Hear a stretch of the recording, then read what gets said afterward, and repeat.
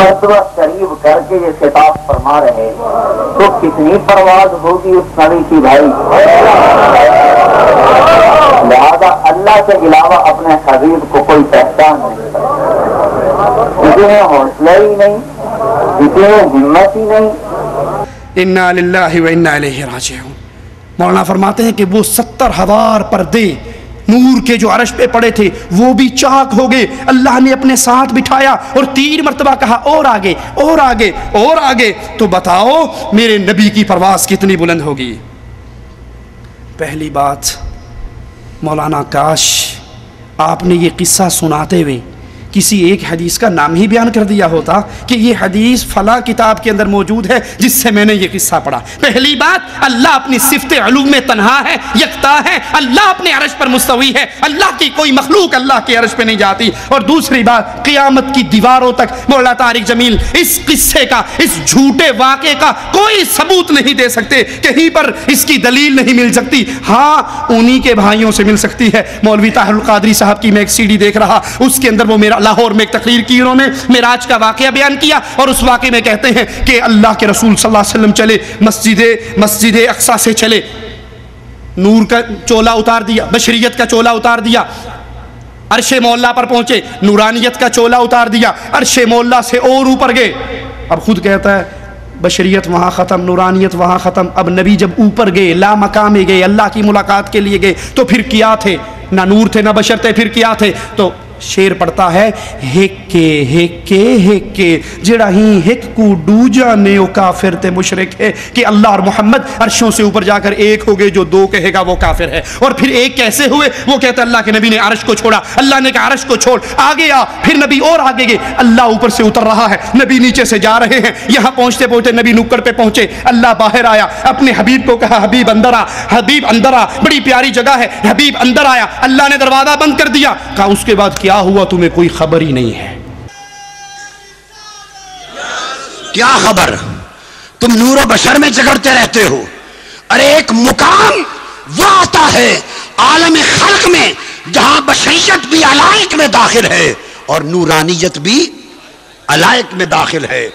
وہاں جانے کے لیے بشریت سے بھی نکلنا پڑتا ہے اور نورانیت سے بھی نکلنا پڑتا ہے.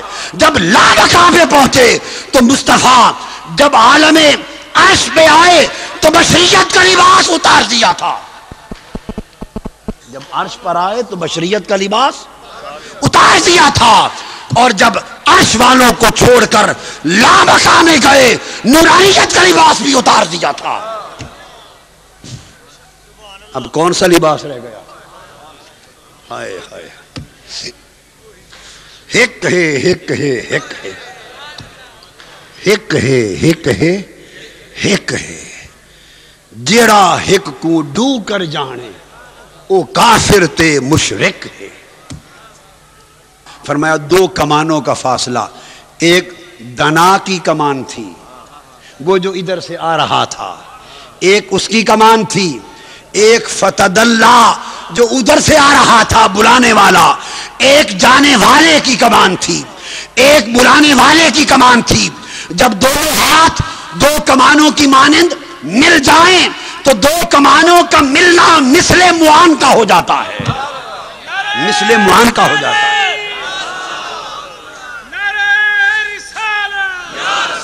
اور یہ مثل معان کا ہو جاتا ہے. اور اس میں بھی تشبیہ و مثال سے پاک تھا وہ قرب.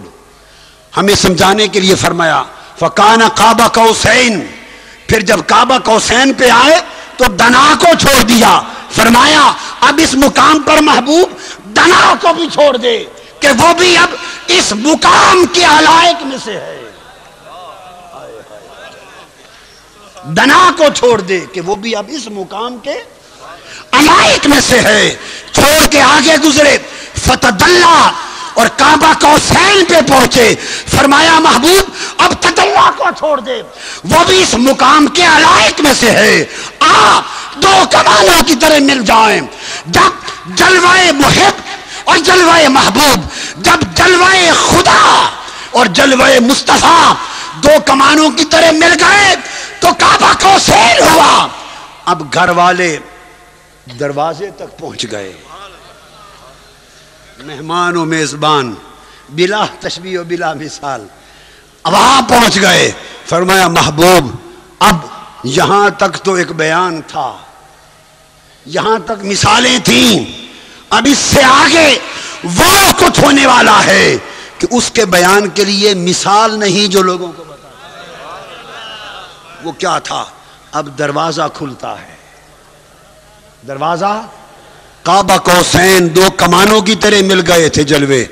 فرمایا دروازہ کھلا, محبوب اندر آ جا, حریم ناز میں آ جا, حریم ناز میں آ جا. محبوب نے حریم ناز میں قدم رکھا, خدا نے دروازہ بند کر دیا. فرمایا آؤ ادنا لوگوں, اس سے آگے تمہیں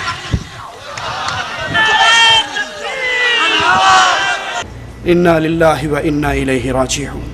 لا حول ولا قوة الا باللہ. میرے نبی سے پوچھا گیا, اے اللہ کے نبی آپ نے اللہ کو دیکھا ہے؟ کہا میں اللہ کو کیسے دیکھتا, وہ تو نور ہے. عائشہ فرماتی ہیں جس نے یہ کہا کہ محمد صلی اللہ علیہ وسلم نے اللہ کو دیکھا ہے, اس نے اللہ پر تو اللہ کے رسول پہ تہمت باندھی ہے. اور مولانا طارق جمیل اور مولوی طاہر القادری دونوں گلے مل کر کہہ رہے ہیں کہ اللہ اس طرح قریب ہوا. طاہر القادری باقاعدہ ہاتھ کرتے دیکھو یہ ایک کمان ہے, ایک کمان یہ اللہ کی, ایک کمان یہ رسول اللہ کی, یہ مثل معانقہ ہو گیا, یعنی دونوں نے گلے مل لی اور معانقہ ہو گیا. لا حول ولا قوة الا باللہ.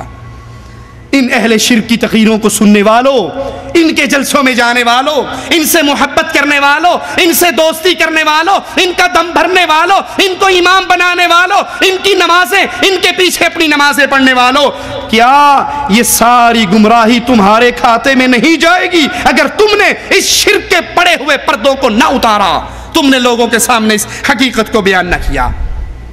اللہ اپنی عرش پر ہے, اللہ اپنی عرش پر ہے, تنہا ہے, یکتا ہے. جیسے عبادت میں تنہا ہے ویسے اپنی صفات میں تنہا ہے. نہ اللہ اور رسول صلی اللہ علیہ وسلم عرش پہ اکٹھے ہوئے, نہ دونوں میں معانقہ ہوا, اور نہ یہ جتنی باتیں ہیں یہ سب جھوٹ ہے, افطرا ہے, اللہ کے اوپر بہتان ہے, رسول اللہ پر بہتان ہے. مولانا طارق جمیل صاحب فرماتے ہیں, قرآن حکیم کی ایک آیت پڑھتے ہیں, ذرا سنیے آپ بھی. قل لو كان البحر مدادا لكلمات ربي لنفد البحر قبل ان تنفد كلمات ربي ولو جئنا بمثله مددا.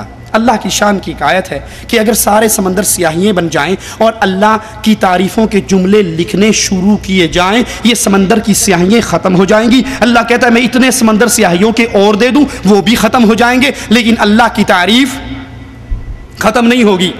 مولانا طارق جمیل صاحب کہتے ہیں کہ جس طرح اللہ کی تعریف ختم نہیں ہوگی, اسی طرح اگر سارے سمندر سیاہیاں بن جائیں اور رسول اللہ صلی اللہ علیہ وسلم کی تعریف لکھی جائے, کیونکہ نبی اللہ کا کلمہ ہے تو اللہ کے نبی کی تعریف لکھی جائے, یہ سارے سمندر ختم ہو جائیں اور اتنے ہی سمندر مزید آ جائیں, تب بھی رسول اللہ صلی اللہ علیہ وسلم کی تعریف ختم نہیں ہوگی.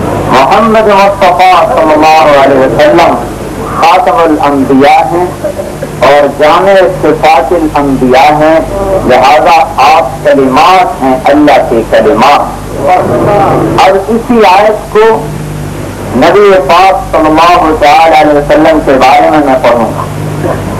قل لو كان البحر مدادا لكلمات ربي, اگر سارے سمندر میرے رب کے محمد کی تعریف کے لیے سیاہیاں بن جائیں, لنفد البحر قبل ان تنفد كلمات ربي ولو جئنا بمثله مددا. سب ختم ہو جائیں گے لیکن نبی پاک صلی اللہ علیہ وسلم کی تعریف ختم نہیں. قرآن جو اللہ کے نبی کی نعت پڑھتا ہے نا, قرآن, ہم اس کی کیا تعریف کریں جس کی قرآن تعریف کرے؟ جس کی اللہ تعریف کرے اس کی کوئی تعریف کر سکتا ہے؟ جیسے اللہ کی تعریف ناممکن ہے, جیسے اللہ کی تعریف ناممکن ہے, ایسے ہی اللہ کے رسول کی تعریف بھی ناممکن ہے, نہیں ہو سکتی. سارے سمندر اٹھا کے سیاہی بنا دو, لکھنا شروع کر دو, اللہ کے نبی کی تعریف نہیں ہو سکتی, جس کے عظمت اور ہیبت کو اللہ کے سوا کوئی نہیں جانتا. لا حول ولا قوة الا باللہ. حضرت جی یہ تعریف مانوی نہیں ہے, یہ قرآن کو اپنے الفاظ میں بدلنا نہیں ہے. قرآن کا وہ مقصود جو اللہ کی وحدانیت، اللہ کی تعریفوں کے جملے ہیں، آپ نے اس کو یکسر بدل کر اللہ کے رسول صلی اللہ علیہ وسلم پر ان آیات کو فٹ کیا. لیکن سوچئے اور اللہ کے لیے سوچئے، یہ انکشاف جو آپ پر ہوا ہے، آپ سے پہلے کسی صحابی کو اس کا علم نہیں ہوا؟ نبی کے کسی ساتھی کو اس بات کا علم نہیں ہوا؟ یہ آپ نے کہاں سے پڑھا؟ یہ آپ نے کہاں سے سنا؟ یہ آپ نے کس شیخ سے سیکھا؟ اور یہ تفسیر کس صحابی نے بیان کی، کس تابعی نے بیان کی، کس محدث نے بیان کی؟ جو آپ کے جی میں آئے، اپنے نبی کو اٹھاؤ اور اللہ کے ساتھ ملا دو. رسول اللہ صلی اللہ علیہ وسلم نے اسی غلوب سے اپنی امت کو منع کیا تھا. مولانا فرماتے ہیں طارق جمیل صاحب کہ اللہ نے اپنے نبی کو پکارا.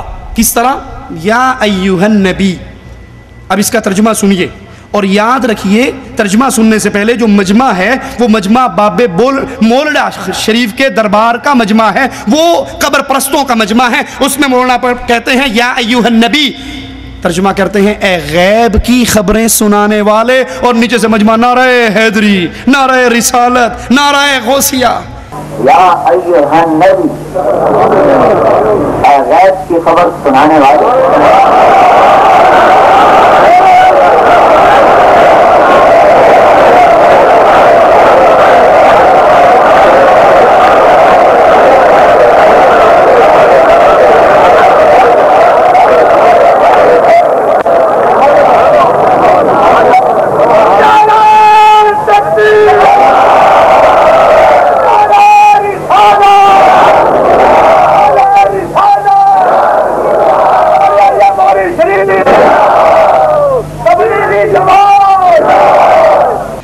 غیب کی خبر سنانے والے یا ایھا النبی میں سے کس حرف کا ترجمہ آپ نے کیا ہے؟ کس لفظ کا ترجمہ کیا ہے؟ کیا یہ اللہ کے قرآن کو اپنی زبانوں سے موڑنا اور تروڑنا نہیں ہے؟ لا حول ولا قوت الا باللہ. اگر یہ مطلب ہے، جیسے طاہر القادری صاحب کی جماعت کہتی ہے کہ ہر نبی کو نبا ہوتی ہے، ہر نبی کو نبا سے مراد غیب، ہر نبی کو نبا ہوتی ہے، تو چونکہ یا ایھا النبی سے مراد اے نبا والے، تو غیب کی خبر تو اگر ہر نبی کو نبا ہوتی ہے، نبوت سلیمان علیہ السلام کے پاس ہے، نبا ہدہد کے پاس ہے، تو کیا ہدہد کو بھی نبوت کا درجہ دو گے؟ کہو گے ہدہد علیہ السلام اللہ کے نبی صلی اللہ علیہ وسلم کے نام سے؟ یہ غلط ترجمہ. اور عجیب بات، یہ ترجمہ شیخ الہند نے نہیں کیا، یہ ترجمہ اشرف علی تھانوی صاحب نے بھی نہیں کیا، یہ ترجمہ مفسرین جنہوں نے قرآن کا ترجمہ کیا اور اپنی من گھڑت تفسیریں لکھی، ان میں صرف احمد رضا خان بریلوی نے یہ ترجمہ کیا ہے یا ایھا النبی کا، اے غیب کی خبر سنانے والے. اس کے علاوہ کسی دیوبندی نے بھی یہ ترجمہ نہیں کیا. لیکن افسوس مولوی طارق جمیل صاحب پر، جنہوں نے مجمع کو اکٹھا کرنے کے لیے، امت کو جوڑنے کے لیے اللہ کے قرآن کے تراجم کو بدل ڈالا اور وہ عقیدے لوگوں کے سامنے رکھے جو ان قبر پرستوں کے تھے. کسی کو جوڑ پیارا، کسی کو جوڑ پیارا، کسی کو ووٹ پیارا، کسی کو الیکشن پیارا، کسی کو سینٹ کی کرسی پیاری، کسی کو قربانی کی کھال پیاری. اے کاش کسی کو رب کی